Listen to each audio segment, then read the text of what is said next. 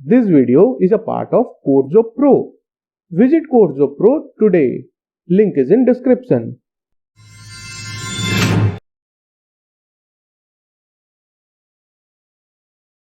हमारा जो अभी गोल है वो ये है कि एक C++ का कोड लिखना और उसको रन करना, और जब वो रन हो जाए फिर हम ये समझेंगे कि वो C++ का कोड काम कैसे कर रहा है, उसमें जो भी चीजें लिखी हुई हैं उनका मतलब क्या है।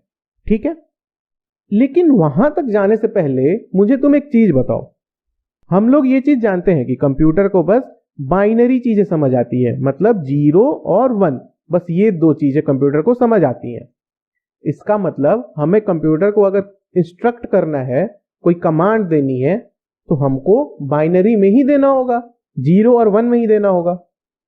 लेकिन तुम मुझे बताओ, ऐसा कुछ फिजिबल है क्या कि हम कंप्यूटर को लंबे लंबे इंस्ट्रक्शंस दे रहे हैं और केवल 0 1 में दे रहे हैं, मतलब 0 0 1 0 0 1 1 0 ऐसा कुछ दे रहे हैं? ये फिजिबल है क्या? और ये तो बहुत छोटा सा नंबर हो गया। अगर लंबा चौड़ा इंस्ट्रक्शन देना हुआ तो ये बहुत बड़ी फाइल बन जाएगी 0 और 1 की, और ये फाइल खुद से बनानी फिजिबल है? और सपोज करो कि मैंने बना ली, सपोज करो तुमने ही बना ली, उसके बाद अगर कोई इस फाइल को पढ़ता है, पूरी की पूरी फाइल है बहुत बड़ी और उसमें 0101 केवल लिखा हुआ है, उस फाइल को पढ़ के तुमको क्या समझ आएगा? डिकोड करना कितना डिफिकल्ट है उसको, है या नहीं है? अब इस चीज को समझाने के लिए मैं एक एग्जांपल लेता हूं। जैसे कि एक सिंपल सा वर्ड है हाय, ठीक है, इसका अगर मैं बाइनरी कन्वर्जन करूं तो ये कुछ ऐसा बनेगा 0 1 0 0 1 0 0 0। अब ये बन कैसे रहा है, इसके लिए वीडियोस आगे हैं, अभी मैं बस ये बता दे रहा हूं कि इसका जो बाइनरी है वो कुछ ऐसा बनेगा। ठीक है, 0 0 1। ठीक है, अब ये छोटा सा वर्ड है हाय, ठीक है, बस दो कैरेक्टर्स हैं H और I, इसका ये बाइनरी बना इतना लंबा। तो ये बाइनरी लिखना अगर फिजिबल है, मान लो तुम ऐसा सोच रहे हो कि तुमने ये बाइनरी लिख ली, इसको वापस से इस बाइनरी को पढ़ के ये समझना कि ये हाई लिखा हुआ है, कितना डिफिकल्ट है या नहीं है? और ये तो बस छोटा सा वर्ड है। अगर कंप्यूटर को इंस्ट्रक्शन देने हैं तो काफी लंबे चौड़े इंस्ट्रक्शन देने होंगे। अब मान लो कि तुम कोई ब्राउजर बना रहे हो, जैसे क्रोम हो गया, तो क्रोम में कितने सारे इंस्ट्रक्शंस होंगे, उनकी कितनी बड़ी बाइनरी बन जाएगी, वो बनानी पॉसिबल है क्या? नहीं है ना। और इन्हीं सब चीजों के लिए ना, ऐसी चीजों के लिए ही प्रोग्रामिंग लैंग्वेजेस होते हैं। ठीक है, अब एक प्रोग्रामिंग लैंग्वेज को यूज करके हमें क्या फायदा होने वाला है वो मैं पहले बता देता हूं। अब मान लो तुम एक कोड लिख रहे हो, और C++ में जो भी कोड होते हैं वो इस लाइन से स्टार्ट होते हैं। ठीक है, हैश इंक्लूड IO स्ट्रीम, इससे स्टार्ट होते हैं। ये तुम मान लो लिख रहे हो, तो ये जो लाइन है ये C++ का कोड है। ठीक है, अब इस लाइन को पढ़ो, हैश इंक्लूड, समझ आ रहा है ना, कोई चीज हम इंक्लूड कर रहे हैं।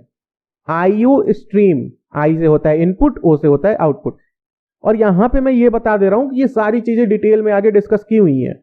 हमारा फोकस अभी इन चीजों को समझना नहीं है, हमारा जो फोकस है वो ये है कि भाई एक कोड को रन कैसे करना है। ठीक है, तो यहां पे होता है इनपुट आउटपुट और स्ट्रीम, तो ये पढ़ के भी समझ आ रहा है। अच्छा ठीक है, तो ये इंग्लिश लाइक चीजें हैं।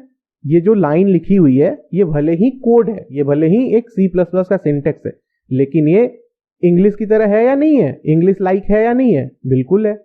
और ये ह्यूमन रीडेबल है या नहीं है? बिल्कुल है।